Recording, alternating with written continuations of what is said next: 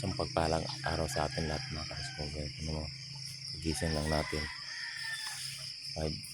5:45 ng umaga. Yan.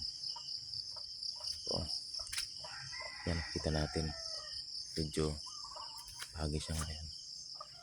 Halos nag-zero visibility siya.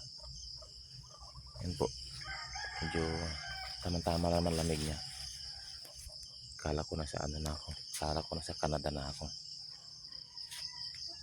Wala pa pala. Yan po.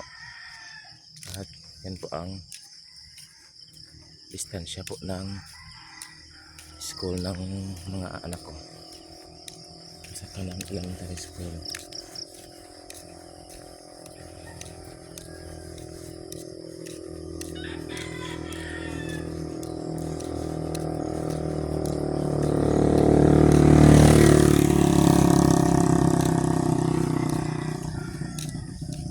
Yan po, yan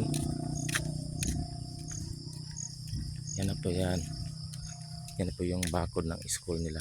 Yan, kanang elementary. So lapit lang talaga.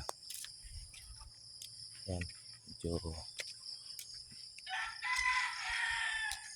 yan, naghahamog yung umaga, basa yung mga damo.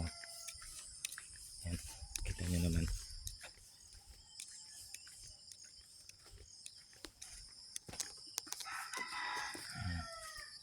Tingnan mo sa dulo, halos wala kang makikitang bahay.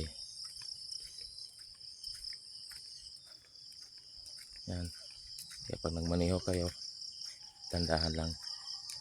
Kung naglakad na naman kayo, bilisan nyo na. Diba?